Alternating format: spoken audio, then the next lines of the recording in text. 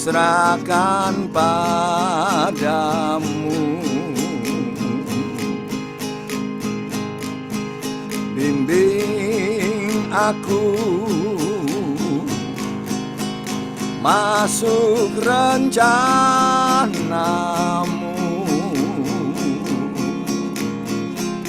untuk membesarkan kerajaanmu.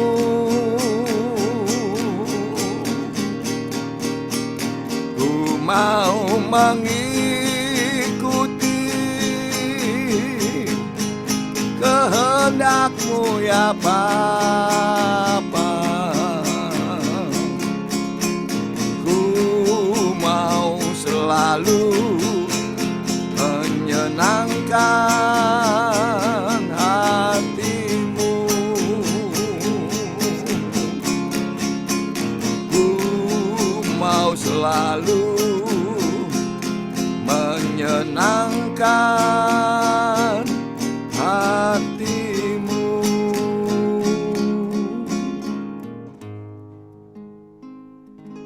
Ya.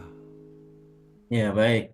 Bapak Ibu, kita saatnya mendengarkan motivational speech dan kali ini akan disampaikan oleh Bapak John Thompson. Durasi adalah 10 menit. Silakan, Pak John. Oke. Bapak Ibu, sebelum saya berangkat ke Eropa ini, saya dan istri ada membahas tentang betapa cepatnya waktu berjalan ya. Tidak ada kompromi sama sekali. Umur pun tanggal 3 yang lalu saya sudah umur 57 Bapak Ibu. Terus bertambah. Maka tepatlah pemazmur katakan kepada kita semua, ajarlah kami menghitung hari-hari kami sedemikian supaya kami beroleh hati yang bijaksana. Tidak dikatakan menghitung-hitung hari, tapi menghitung hari-hari. Itu sangat berbeda maknanya Bapak Ibu. Sebab jika kita benar-benar menghitung hari-hari kita, kita akan diberi kebijaksanaan untuk mengisi dengan hal-hal yang kekal, yaitu melakukan kehendak Tuhan. Apa yang baik, berkenan, dan yang sempurna. Termasuklah, tidak terasa saya sudah sebulan lamanya di Eropa Bapak Ibu. Dengan dukungan doa dari teman-teman, saya dapat menyaksikan pimpinan Tuhan yang begitu luar biasa. Dengan pengalaman perjalanan rohani yang sebenarnya bagi saya sendiri tidak masuk akal. Karena memang sebelumnya saya tidak rencanakan. Kalau ditanya gimana ceritanya, saya sama sekali nggak ngerti, Bapak Ibu. Kenapa saya bisa ada di Belanda ini, bisa ke Brussel, Belgia, ketemu dengan Pak Ludo yang sebelumnya saya tidak kenal, dan minggu lalu beliau sudah bersaksi di tengah-tengah kita, yang juga sebentar sore waktu Indonesia, beliau sudah menggebu-gebu ajak bertemu Zoom dengan pebisnis orang Belgia, Bapak Ibu. Hendak membicarakan planning September 2025 supaya FGB MFI Indonesia bisa berkunjung untuk mensupport kerinduan mereka agar juga terjadi lawatan Tuhan di Eropa ini.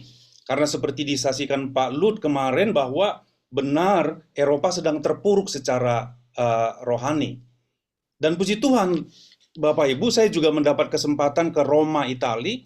Di sana bertemu dengan Ibu Catherine dan Bude Esther, kalau nggak salah beliau hadir malam hari ini, yang pagi hari ini, yang menjamu saya dengan baik, serta mengajak saya mengunjungi Vatikan, tempat Rasul Petrus dan para martir disiksa, bagaimana Petrus disalib terbalik, mati dan dikuburkan Bapak Ibu. Di sana kami juga berdoa, meminta supaya terjadi lagi lawatan Tuhan, khususnya bagi orang-orang pilihan Tuhan yang ada di sana, supaya bangkit menjadi terang. Saya juga diajak ke tempat Rasul Paulus di penjara. Nggak nyangka saya bisa secara fisik menumpangkan tangan, seolah-olah saya memasuki ruang waktu, mundur 2000 tahun yang lalu, membayangkan bagaimana di rumah tahanan Rasul Paulus mengajar, membaptis, dan ia menulis surat-suratnya, Bapak Ibu. Lalu bagaimana ia selanjutnya dibawa ke penjara bawah tanah yang sempit, lembab, ya, mengerikan gitu ya, pengap Bapak Ibu. Tidak ada jendela sama sekali. Ya, bahkan saya diajak malam-malam ke tempat Rasul Paulus dipenggal kepalanya oleh tentara Roma. Dan setelah itu saya diajak ke kuburannya.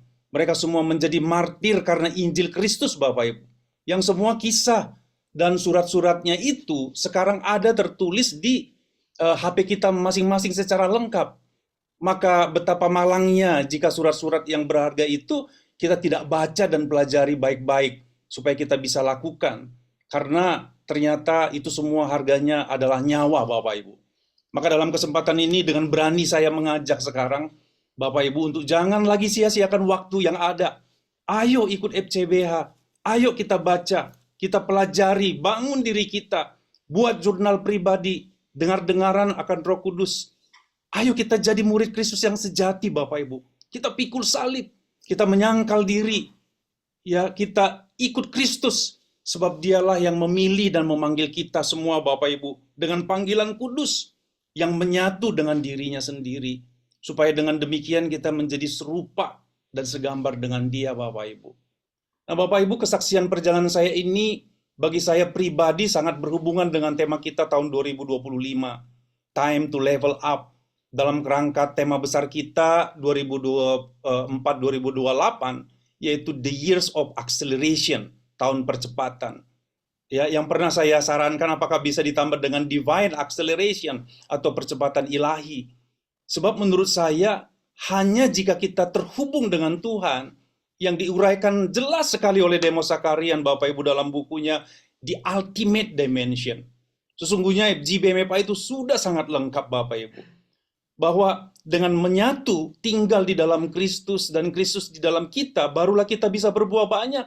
Sebab di luar Kristus, sama sekali kita tidak dapat berbuat apa-apa dalam pandangan Tuhan. Maka, gini Bapak Ibu, Demos bilang bahwa ketika intimacy atau oneness with Christ, barulah akan terjadi terobosan, dia istilahkan dengan terobosan kuantum gitu ya, dalam perjalanan rohani kita. Dan secara paralel, itulah yang akan mengubah dunia kita secara adikodrati, karena kita pun berubah. Itu yang saya alami dalam perjalanan saya ini, Bapak Ibu. Saya sangat senang ketika NP kita yang kemudian oleh Pak Beni Chung kutip waktu menyusun kerangka kerja sepanjang tahun kepengurusan 2024-2028, ditekankan bahwa 2025 kita mulai dengan fokus pada level up, yaitu supaya karakter kita naik menjadi dewasa. Saya senang banget. Yang kalau Bapak Ibu perhatikan, waktu pengumuman kepengurusan yang lalu, saya nggak tahan. Dan dengan gemetar naik ke podium waktu itu ya, waktu Pak Dali mengumumkan kepengurusan. Dan waktu itu memang tidak ada pembicara yang ditunjuk. Dan bersamaan pula Pak Dali setuju minta saya yang sharing waktu itu. Saya sadar bersamaan dengan siapa yang mau naik begitu, Roh Kudus jelas sekali melangkahkan kaki saya naik ke podium. Dan saya share waktu itu apa yang ditulis di dalam Roma 8 ayat 19 sampai 23, Bapak Ibu. Nanti Bapak Ibu bisa baca dengan lengkap ya. Ini benar-benar berhubungan dengan level up, menjadi dewasa, dan sangat relevan dengan visi kita, Bapak Ibu, tentang kegerakan the body of Christ di akhir zaman ini. Yang kita percayai dengan istilah a new wave of revival, gelombang baru kebangunan rohani. Jadi Bapak Ibu, apa yang Tuhan taruh di visi kita ini benar-benar adalah satu visi yang besar, visi tubuh Kristus, bukan sama sekali bukan visi organisasi semata, tapi benar-benar apa yang Tuhan mau kerjakan di hari-hari ini, Bapak Ibu. Nah, dikatakan dalam Roma 8 ayat 19, Bapak Ibu, bahwa sebab dengan sangat rindu seluruh makhluk menantikan saat anak-anak Allah dinyatakan. Sayang sekali bahasa Indonesianya disebut anak-anak Allah dinyatakan. Bahasa aslinya berkata, or the earnest expectation of the creature waited for the manifestation of the sons of God. Jadi dalam bahasa Inggris, son di sana ternyata adalah merujuk kepada kedewasaan, Bapak Ibu. Ya, kita dituntut supaya menjadi dewasa. Seluruh makhluk itu mengerang, bahkan dikatakan seperti sakit bersalin menanti-nantikan orang yang dewasa supaya bisa tampil, muncul bisa bertindak on behalf Bapa Sorgawi di muka bumi ini.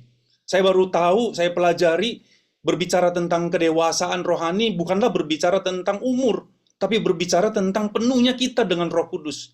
Ingat ya, Bapak Ibu, ketika kisah Yesus dibaptis dengan Roh Kudus, lalu ada seperti burung merpati yang hinggap, lalu ada suara berkata, "This is my beloved son in whom I am well pleased." Inilah putraku yang kukasihi, kepadanya lah aku berkenan. Jadi kalau tadi dikatakan bahwa seluruh makhluk mengerang menantikan sons of God, ternyata bahwa sons of God itu kualifikasinya adalah penuh dengan Roh Kudus.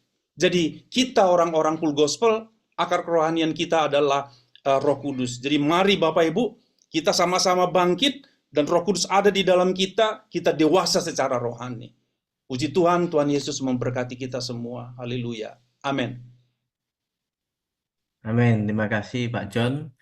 Pak Han, silakan.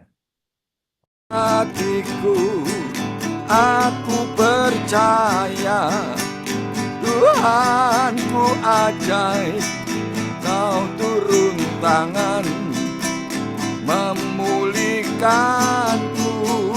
Aku percaya Tuhanku dahsyat, Kau turun tangan memberkatiku.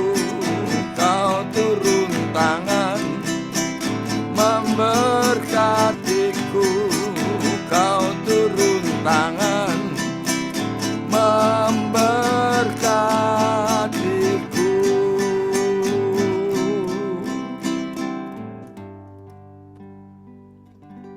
Ya. Iya,